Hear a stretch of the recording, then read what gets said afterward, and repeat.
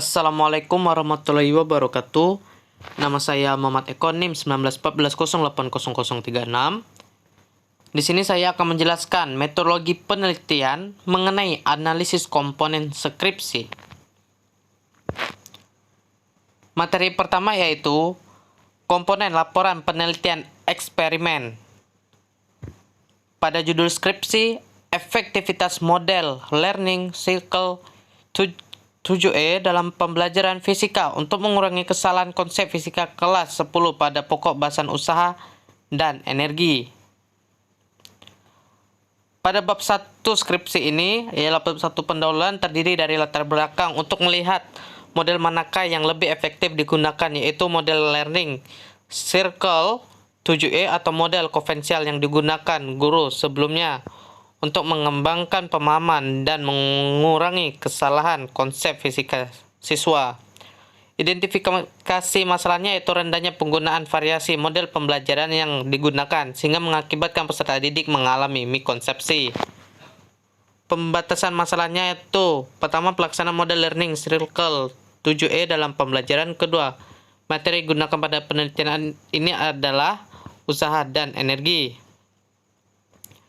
Perumusan masalahnya yaitu apakah pembelajaran fisika menggunakan model learning cycle 7E efektif untuk mengurangi miskonsepsi peserta didik. Perumusan masalahnya yaitu apakah pembelajaran fisika menggunakan model learning cycle 7E efektif untuk mengurangi miskonsepsi peserta didik. Tujuan penelitiannya itu mengetahui pengaruh dan efektivitas pembelajaran fisika menggunakan model learning circle 7E untuk mengurangi miskonsepsi peserta didik. Manfaat penelitian dalam skripsi ini terdiri menjadi dua, yaitu manfaat teoritis dan manfaat praktis yang terdiri untuk guru, peserta didik, dan peneliti. Bab 2 landasan teori skripsi ini. Yang pertama, deskripsi konseptual, terdiri dari model pembelajaran, model learning cycle 7E, kelebihan dan kekurangan model learning cycle 7E, miskonsepsi, dan materi pembelajaran. Lalu terdiri dari penelitian relevan dan kerangka berpikir yang terdiri pada kelas eksperimen diterapkan model pembelajaran learning cycle 7E, dan pada kelas kontrol diterapkan model konvensional. Hipotesis penelitian dalam skripsi ini yaitu hipotesis statistik dan hipotesis penelitian yang terdapat perbedaan pembelajaran fisika antara model pembelajaran learning cycle 7E dan dengan model konvensional. Untuk mengurangi kesalahpahaman konsep pada materi usaha dan energi.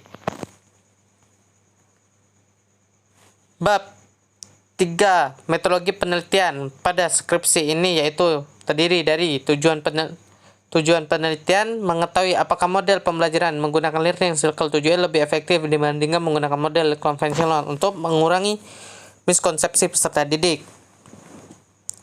Metode dan prosedur penelitian ini yaitu quasi experimental design dan pre- dan post-text only control design.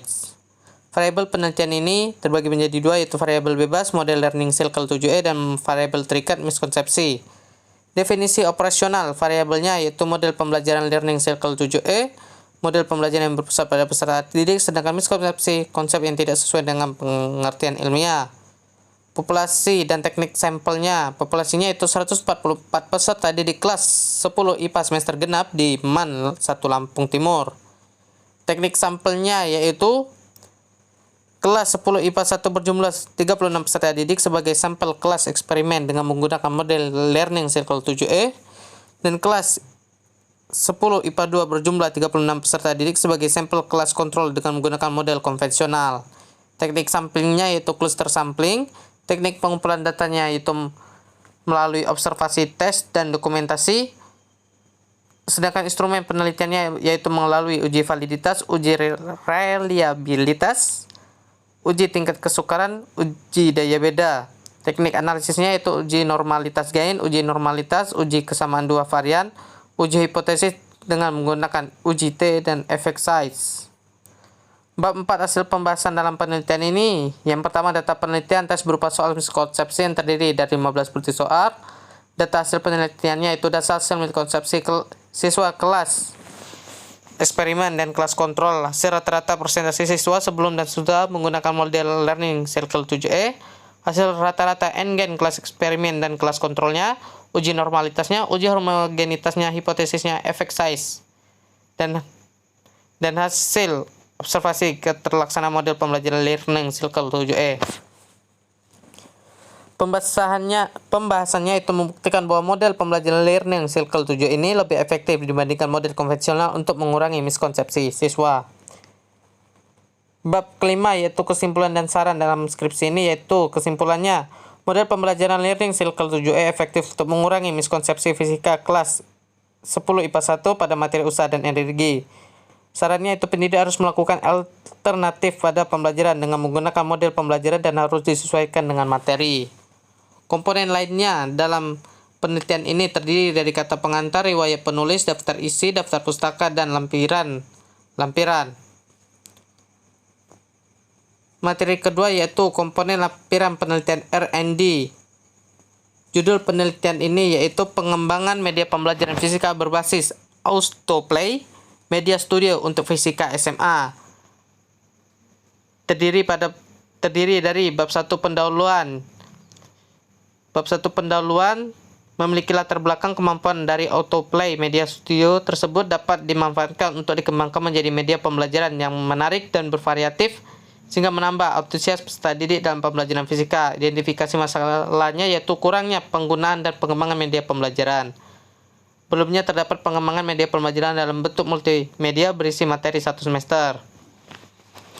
Batasan masalahnya itu materi fisika yang akan digunakan dibatasi hanya pada materi dalam 1 semester saja, yaitu semester 2 kelas 10.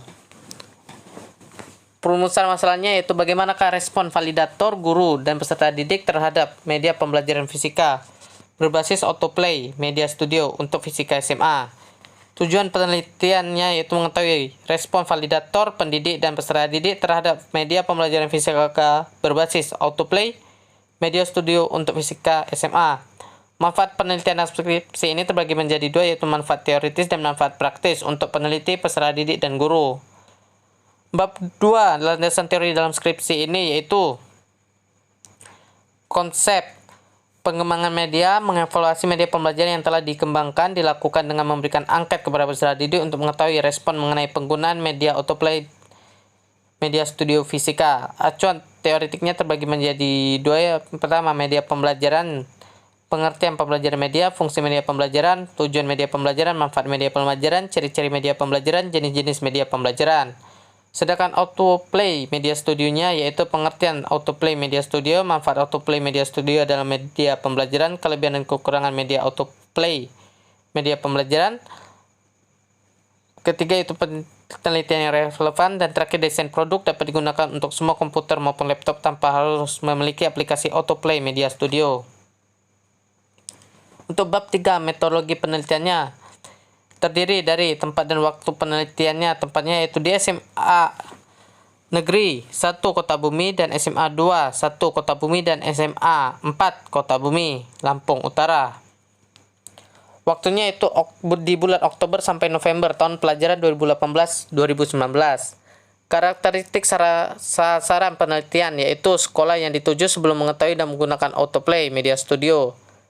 Pendekatan media penelitiannya itu penelitian R&D dengan metode model ID, Analysis, Design, Development, Implementation, dan Evaluation.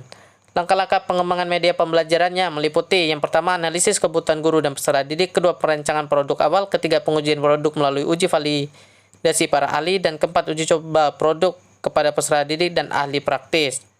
Kelima, menilai kualitas produk pembelajaran. Bagian terakhir metode penelitiannya yaitu pengumpulan data dan analisis datanya. Teknik pengumpulan datanya melalui wawancara, kuesioner, dan dokumentasinya. Sedangkan analisis datanya yaitu teknik analisis data deskriptif. Bab 4 hasil pengembangan dan pembahasannya. Hasil pengembangan medianya itu telah divalidasi dan uji coba sehingga media Autoplay Media Studio telah menjadi salah satu media pembelajaran fisika di sekolah. Pembahasannya yaitu autoplay media studio tak serumit seperti aplikasi lain berbasis skrip sehingga mempermudah pendidik dalam membentuk suatu media pembelajaran. Bab kelima, kesimpulan dan saran. Kesimpulannya itu menurut para ahli materi, 91% media studio sangat baik. Menurut para ahli media 91% autoplay media studio sangat baik. Menurut peserta didik, 85% autoplay media studio sangat baik. Nah, sarannya ini terbagi menjadi dua, yaitu saran bagi peserta didik dan saran bagi peneliti selanjutnya. Komponen lain dalam penelitian ini terdiri dari kata pengantar, daftar isi, daftar pustaka, dan lampiran-lampiran. Yang ketiga yaitu komponen laporan penelitian korelasi. Judulnya yaitu hubungan self-evaluation atau evaluasi diri terhadap hasil belajar IPA siswa kelas 8 SMP 2 Sentajo Raya dan SPN 1 Benai di Kabupaten Kuantan, Singa, Riau, tahun ajaran 2019-2020. Lalu bab 1 pendahuluan dalam deskripsi ini terdiri dari latar belakang masih kurangnya self-evaluation, efikasi diri yang kuat untuk mendapatkan hasil belajar yang baik. Identifikasi masalahnya yaitu siswa cenderung pasif, tidak mau menjawab pertanyaan guru. Kedua, siswa belajar hanya saat menjelang ujian. Dan ketiga, siswa suka menyontek dan membuat PR di sekolah. Batasan masalah dalam skripsi ini yaitu pada self-evaluation, efikasi diri terhadap hasil belajar IPA siswa kelas 8 SMP. Yang rumusan masalahnya itu apakah terdapat hubungan efikasi diri terhadap hasil belajar IPA kelas 8 SMP. Tujuan penelitiannya itu untuk mengetahui efikasi diri terhadap hasil belajar IPA kelas 8 SMP. Manfaat penelitian yaitu memiliki manfaat untuk sekolah, guru, peserta didik, dan peneliti. Definisi operasionalnya melalui self-evaluation dan hasil belajar. Bab kedua, tinjauan teorinya, yaitu yang pertama self-evaluation terdiri dari pengertian self-evaluation, aspek-aspek self-evaluation, indikator self-evaluation, cara meningkatkan self-evaluation, faktor-faktor yang mempengaruhi self-evaluation, klasifikasi self-evaluation, fungsi self-evaluation. Yang kedua, hasil belajarnya terdiri dari pengertian belajar, pengertian hasil belajar, dan faktor-faktor yang mempengaruhi hasil belajar. Yang ketiga itu hubungan self-evaluation dengan hasil belajar. Keempat, penelitian relevan. Dan kelima, hipotesis penelitian, yaitu ada atau tidaknya hubungan self-evaluation terhadap hasil belajar IPA siswa kelas 8 SMP. Bab ketiga, metodologi penelitiannya terdiri dari pertama, tempat dan waktu penelitian, yaitu di SMPN 2 Sentajo dan SMPN 1 Benai, Kabupaten Kuantan, Singingi. Berlangsung dari 25 September sampai 15 Oktober 2019. Populasi dan sampelnya yaitu 49 peserta didik SMPN 2 Sentajo Raya dan 81 peserta didik SMPN 1 Benai. Yang ketiga, metode dan desain penelitiannya. Metode korelasi dengan penelitian variabel X self-evaluation dan variabel Y hasil belajar. Prosedur penelitiannya yang pertama, penetapan populasi dan sampel. Kedua, penetapan variabel dan indikator penelitian. Ketiga, penyusunan instrumen penelitian. Keempat, pengambilan data. Kelima, pengolahan data dan analisis data. Kelima, instrumen penelitiannya yaitu angket, konstruk dan empiris, uji validitas dan reliabilitas instrumen. Teknik pengumpulan datanya yaitu melalui angket, wawancara, dan dokumentasi, sedangkan teknik analisis datanya yaitu analisis data deskriptif dan teknik analisis inferensial. Bab keempat, hasil dan pembahasan dalam skripsi ini. Yang pertama, pelaksanaan penelitian. Kedua, analisis data hasil self-evaluation. Ketiga, analisis data hasil belajar siswa. Keempat, analisis korelasi. Kelima, uji signifikasi. Pembahasannya mengenai self-evaluation dan hubungan self-evaluation dan hasil belajar. Nah, bab kelima, penutup. Kesimpulannya, self-evaluation dapat mempengaruhi hasil belajar siswa, sedangkan sarannya terbagi menjadi tiga, yaitu bagi guru, peserta didik, dan peneliti. Komponen lain dalam skripsi ini yaitu kata pengantar, daftar isi, dan daftar pustaka. Keempat, komponen laporan pendidikan deskriptif kualitatif. Judul skripsinya itu analisis kemampuan literasi sains fiktif pada aspek kompetensi dan pengetahuan calon guru fisika pada materi gelombang bunyi. Bab 1 pendahuluan pada skripsi ini terdiri dari latar belakang masalah, kemampuan literasi sains yang dimiliki calon guru fisika, dan menghadirkan langkah-langkah yang tepat agar memperoleh informasi yang tepat.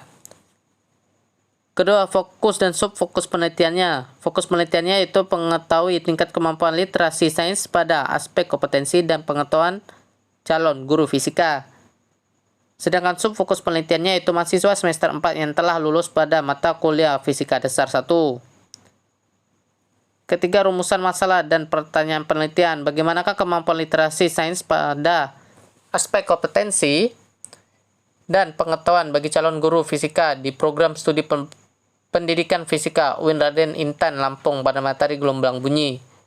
Manfaat penelitiannya yang pertama, manfaat akademis, mampu memberikan suara sumbangan berupa kajian literasi sains. Manfaat praktisnya itu memberikan pengetahuan bagi peneliti ketika menganalisis kemampuan literasi sains. Bab kedua, tinjauan pustakanya. Yang pertama, deskripsi, konseptual fokus dan subfokus penelitian. Terdiri dari hakikat sains, lalu literasi sains, mencakup pengertian literasi sains, karakteristik literasi sains, kemampuan literasi sains, siswa di Indonesia, dimensi pada literasi sains. Lalu pada guru meliputi pengertian guru, tanggung jawab guru, tugas guru, kompetensi profesional guru, dan ciri guru sains profesional.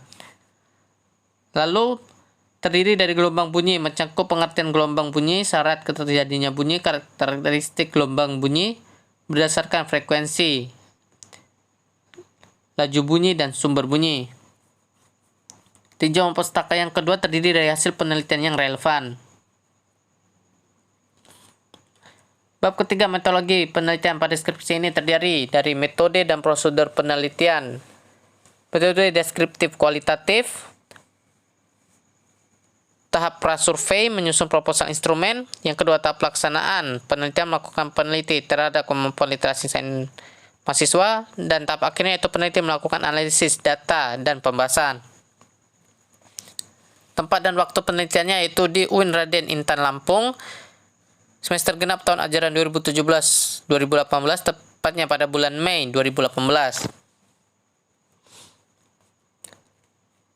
Latar penelitiannya itu belum pernah dilakukan penelitian mengenai kemampuan literasi sains bagi mahasiswa sebagai calon guru fisika.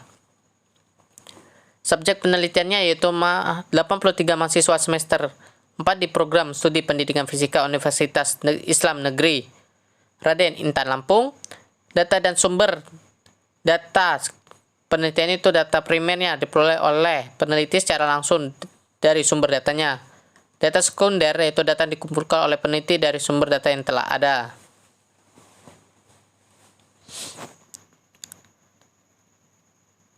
Teknik dan prosedur pengumpulan data pada penelitian itu melalui wawancara dan dokumentasinya.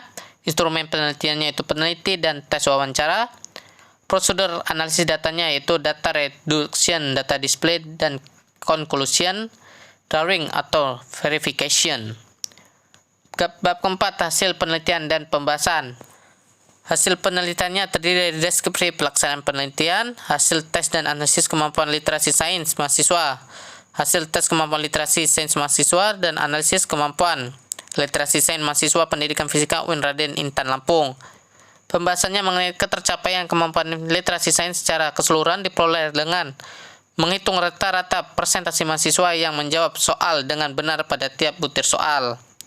Secara keseluruhan, kemampuan literasi sains mahasiswa pendidikan fisika semester 4 tahun ajaran 2017-2018 memperoleh kategori cukup dengan persentase sebesar 62,44%. Sedangkan saran pada penelitian ini meliputi teruslah mengkaji pembelajaran fisika lebih dalam dan terus mengasah potensi menyelesaikan masalah. Komponen lain pada skripsi ini yaitu terdiri dari riwayat penulis, kata pengantar, dan daftar isi dan daftar pustaka. Yang kelima yaitu komponen laporan penelitian deskriptif kuantitatif dengan judul Identifikasi kemampuan penyelesaian soal-soal fisika menurut langkah-langkah pemecahan masalah Polya di SMA Negeri 1 Ingin Jaya pada kelas 11. Bab 1 pendahuluan pada skripsi ini terdiri dari latar belakang mengidentifikasi masalah terhadap suatu langkah penyelesaian soal tes uraian yang disebut langkah pemecahan masalah Polya. Rumusan masalahnya itu bagaimana gambaran tingkat kemampuan penyelesaian soal fisika menurut langkah pemecahan masalah Polya.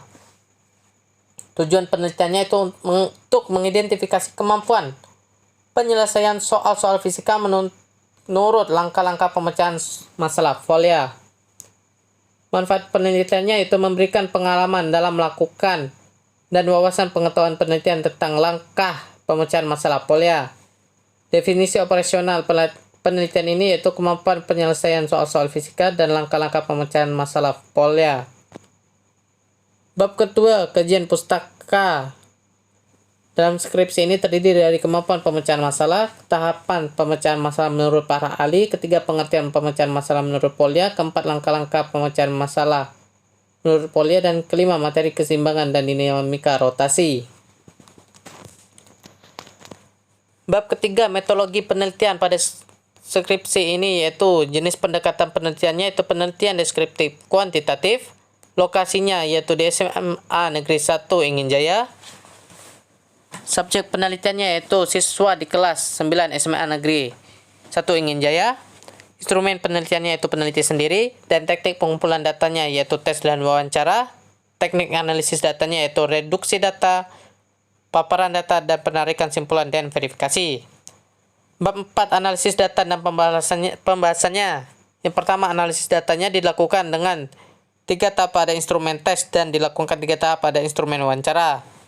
Pembahasannya mengenai kemampuan pemecahan masalah yang diharapkan dalam penelitian ini adalah ketika siswa menyelesaikan permasalahan sesuai dengan tahapan penyelesaian masalah. Bab kelima, kesimpulan dan saran pada penelitian ini. Yang pertama, kesimpulan kemampuan pemecahan masalah siswa SMA Negeri 1 Ingin Jaya pada materi dinamika rotasi dan keseimbangan benda tegar menurut langkah pemecahan Polya. Sarannya itu membiasakan siswa memecahkan masalah sesuai dengan tahapan pemecahan masalah. Komponen lain dalam skripsi ini yaitu abstrak, kata pengantar, daftar isi, daftar pustaka, lampiran-lampiran.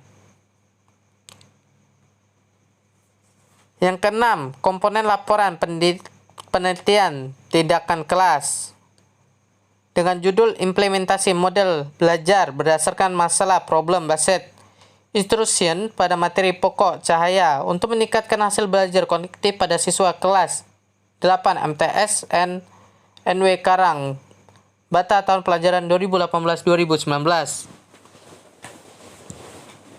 Skripsi ini terdiri dari bab 1 pendahuluan, terdiri dari latar belakang, model pembelajaran yang melibatkan peserta didik mempunyai peranan penting dalam meningkatkan sikap ilmiah terhadap hasil belajar fisika.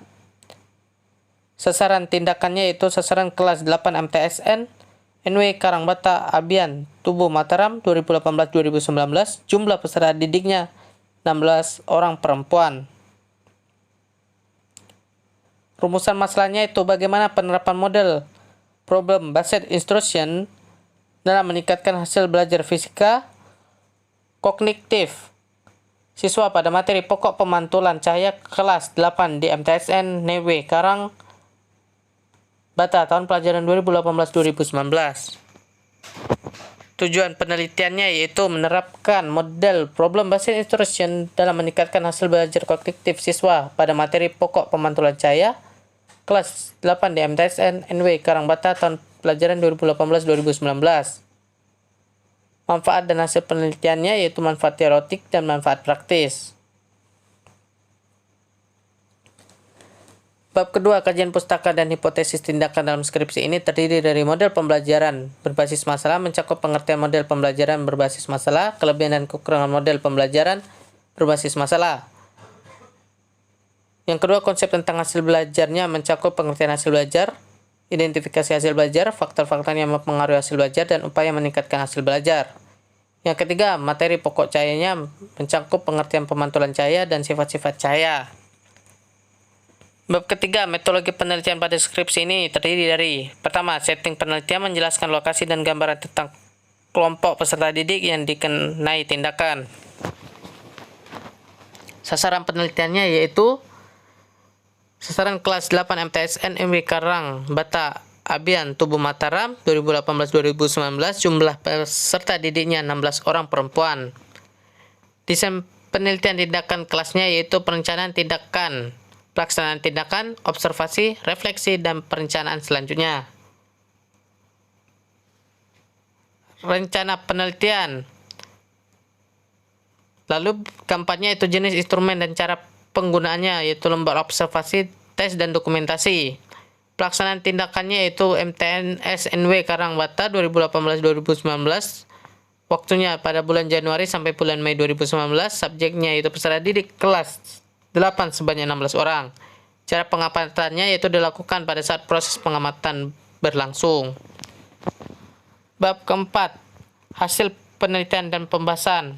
Terdiri dari yang pertama, deskripsi setting penelitian mencakup sejarah MTSN NW Karangbata, profil madrasah saat wawancara, sarana dan prasarana MTSN NW Karangbata, keempat, tenaga kependidikan, kelima, peserta didik, dan keenam, struktur organisasi madrasah. Hasil penelitiannya terbagi menjadi 2 siklus. Siklus pertama, penelitian belum tuntas karena hanya 10 orang yang tuntas, sedangkan siklus kedua penelitian ini dikatakan lulus walaupun 2 orang peserta didik belum tuntas. Pembahasannya itu hasil belajar IPA MTSN NW Karangbata dapat ditingkatkan dengan menerapkan hasil model belajar problem based learning, problem based instruction atau PBI. Bab kelima, penutup pada skripsi ini terdiri kesimpulan model PBI untuk meningkatkan hasil belajar dan pemahaman peserta didik perlu dipertahankan dalam proses pembelajaran IPA. Sarannya itu memberikan saran kepada guru, peserta didik, kepada sekolah, dan peneliti selanjutnya.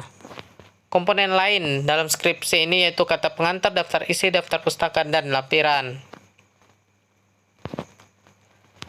Materi ketujuh yaitu komponen laporan penelitian kepustakaan dengan judul Studi Literatur Media Pembelajaran yang digunakan pada model pembelajaran inquiry learning.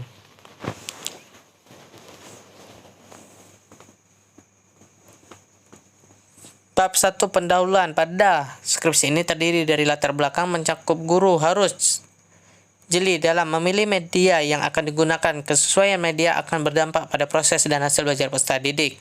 Rumusan masalahnya yaitu seberapa besar persentase analisis penggunaan media pembelajaran yang digunakan untuk model pembelajaran inquiry learning. Tujuan penelitiannya yaitu untuk mendeskripsikan besarnya persentase analisis penggunaan media pembelajaran yang digunakan pada model pembelajaran inquiry learning. Manfaat penelitiannya yaitu terbagi menjadi 2, manfaat teoritis dan manfaat praktis. Definisi operasional mencakup library, RIS, lalu media pembelajaran dan model inquiry learning. Bab kedua, kajian pustaka pada skripsi ini terdiri dari: pertama, kajian pustaka mencakup model pembelajaran kurikulum 2013, model inquiry learning, dan media pembelajaran. Kajian pustakanya yang kedua yaitu hasil penelitian yang relevan. Bab ketiga, metodologi penelitian pada skripsi ini terdiri dari: pertama, rancangan penelitian studi literatur dan studi kepustakaan. Sumber datanya itu jurnal nasional terakreditasi untuk interval 10 tahun terakhir dengan jumlah keseluruhan 50 buah. Lalu teknik pengumpulan datanya berupa data-data kepustakaan yang telah dipilih, dicari, dan dianalisis. Teknik analisis datanya yaitu reduksi data, display data, dan konteks analisis. Bab keempat, hasil penelitian dan pembahasan pada skripsi ini. Hasil penelitiannya itu bahwa jenis media pembelajaran yang paling banyak digunakan adalah jenis media Basic Education and Technology. Pembahasannya itu sudah menghasilkan media pembelajaran yang menarik adalah kemampuan guru dalam menyampaikan menggunakan media tersebut. Bab kelima, kesimpulan dan saran. Kesimpulannya yaitu media yang paling banyak digunakan untuk media Basic Education Technology dengan persentase sebesar 28% karena dengan menggunakan software. Sarannya itu diharapkan kepada peneliti memiliki wawasan yang luas terkait objek yang akan diteliti.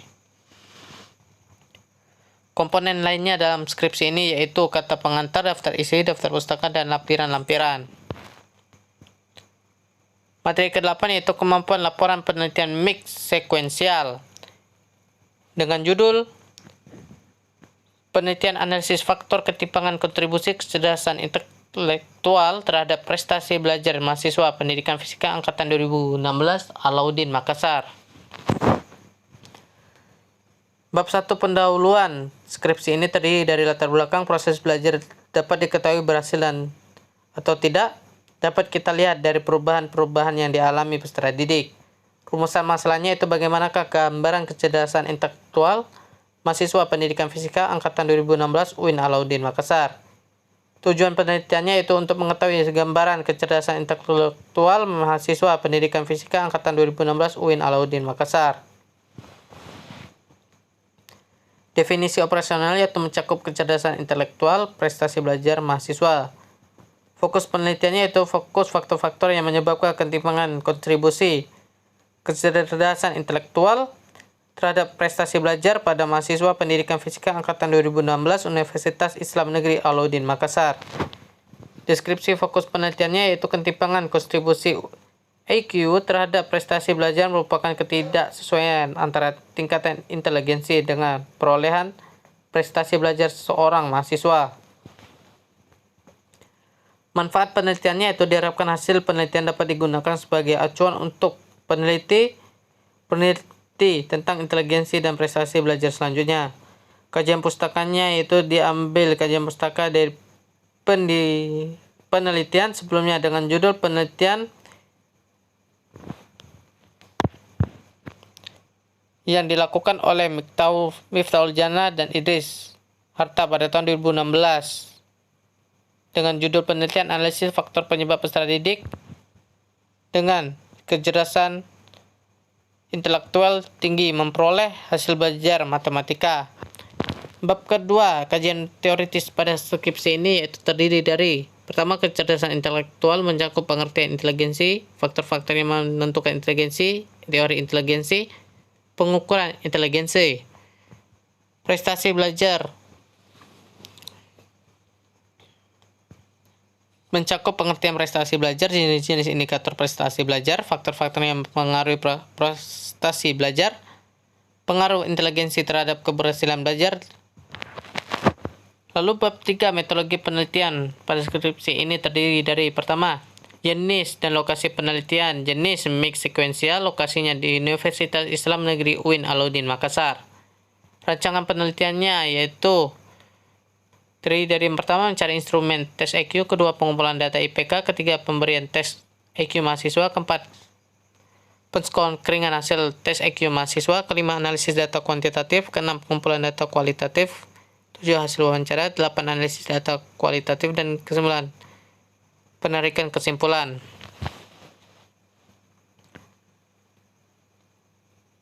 Keempat yaitu populasi dan sampel.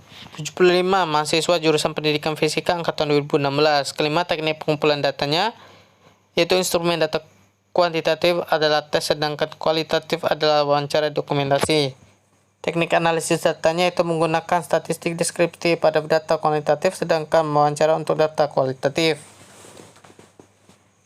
Bab keempat, hasil dan pembahasan. Hasil penelitiannya yaitu yang pertama, gambaran IQ mahasiswa pendidikan fisika angkatan 2016, gambaran perolehan prestasi belajar mahasiswa pendidikan fisika angkatan 2016, hubungan kecerdasan intelektual dan prestasi hasil belajar mahasiswa pendidikan fisika angkatan 2016. Lalu faktor-faktor yang menyebabkan ketimpangan kontribusi kecerdasan intelektual tentang prestasi belajar mahasiswa pendidikan fisika angkatan 2016. Pembahasannya mengenai merujuk pada faktor-faktor yang mempengaruhi ketimpangan kontribusi kecerdasan intelektual terhadap prestasi belajar mahasiswa. Bab 5 kesimpulan dan saran. Pada skripsi ini itu kesimpulannya gambaran kecerdasan intelektual mahasiswa pendidikan fisika angkatan 2016 yaitu 63%. Perolehan prestasi belajar yaitu IPK mahasiswa pendidikan fisika angkatan 2016 yaitu memuaskan sebesar 48%. Sarannya, bagi pendidik dapat dijadikan acuan untuk merumuskan upaya peningkatan prestasi akademik peserta didik.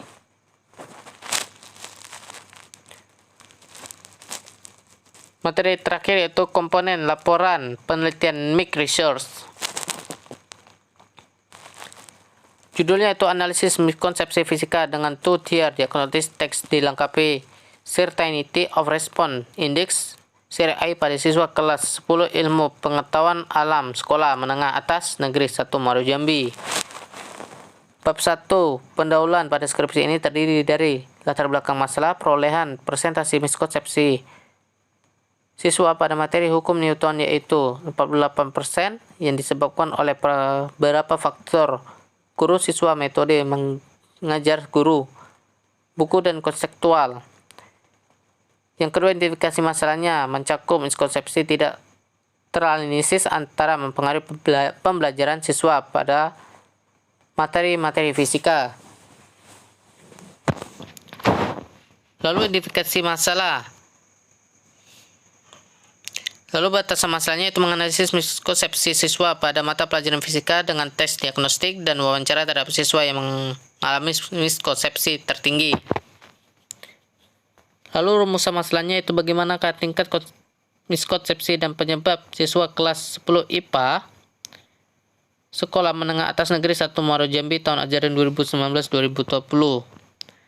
Tinjau tujuan penelitiannya itu mengetahui tingkat miskonsepsi dan penyebab siswa kelas 10 IPA Sekolah Menengah Atas Negeri 1 Muaro Jambi tahun ajaran 2019-2020.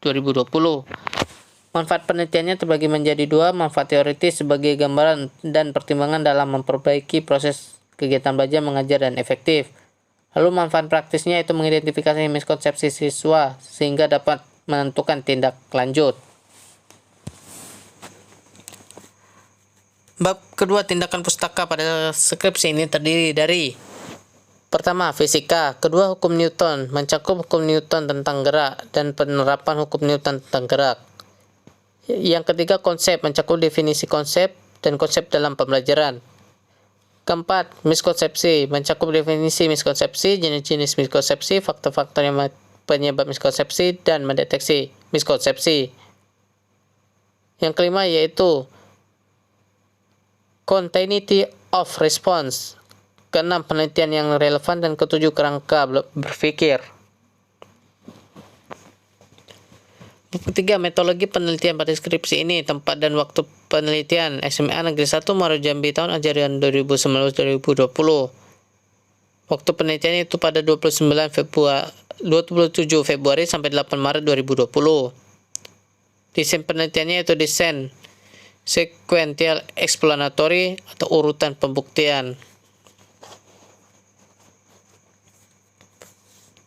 Yang ketiga itu tahapan penelitian terdiri dari tahap 1 metode kuantitatif dan tahap 2 metode kualitatif.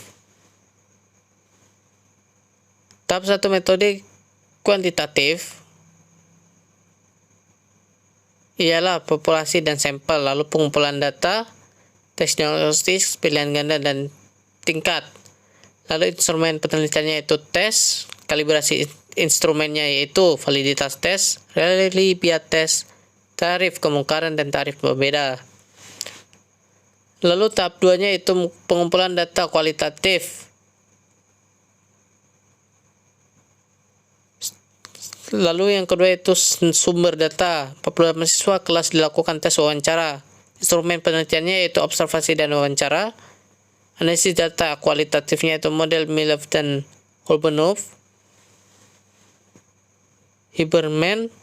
Lalu uji keabsahan datanya yaitu kriteria kredibilitas. Bab 4, hasil dan penelitian dan pembahasan. Hasil penelitiannya yaitu hasil analisis data tahap 1 kuantitatif dan analisis tahap 2 kualitatif. Yang ketiga, prestasi pada kuantitatif dan kualitatif.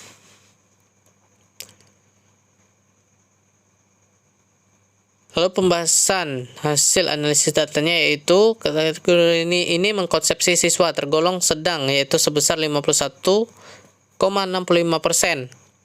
yang mana miskonsepsi terjadi pada diri peserta didik yang berawal dari prakonsepsi yang diperoleh dan literatur, bukti dari internet, pengalaman siswa, dan berasal dari pendidik. Bab 5, penutupnya terdiri dari kesimpulan dan saran. Kesimpulannya itu miskonsepsi yang dialami siswa kelas 10 ilmu pengetahuan alam sekolah menengah atas Negeri 1 Muaro Jambi. Materi hukum Newton tentang gerak dapat digolongkan ke dalam kategori sedang karena jumlah persentase miskonsepsi kurang lebih 30% dan yaitu sebesar 51,6%. Sarannya itu meminimalisir miskonsepsi. Sebaliknya pendidik melakukan pemberian konsep di awal agar jika siswa memiliki miskonsepsi yang baru. Komponen lain dalam skripsi ini yaitu kata pengantar, daftar isi, daftar pustaka, dan lampiran-lampiran. Mungkin itulah penjelasan singkat saya mengenai materi analisis komponen skripsi. Apabila ada kesalahan saya mohon maaf. Terima kasih atas waktunya. Assalamualaikum warahmatullahi wabarakatuh.